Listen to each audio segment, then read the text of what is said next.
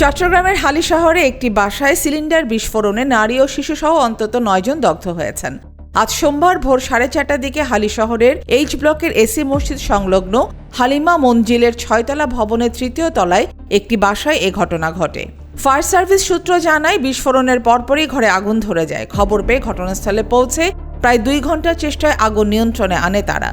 তবে তাদের পৌঁছানোর আগে স্থানীয় বাসিন্দারা দগ্ধদের উদ্ধার করে চট্টগ্রাম মেডিকেল কলেজ হাসপাতালের বার্ন ইউনিটে ভর্তি করেন। চিকিৎসকদের মতে দগ্ধদের মধ্যে 4 জনের অবস্থা আশঙ্কাজনক।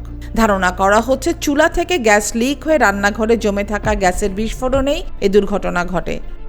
বাসাটিতে 2 ভাইয়ের পরিবার থাকতেন। সম্প্রতি বিদেশ থেকে চিকিৎসার জন্য দেশে ফেরা আরেক ভাইও পরিবারসহ সেখানে অবস্থান করছিলেন। 3টি পরিবারের সদস্যরা এই বিস্ফোরণে দগ্ধ হয়েছেন।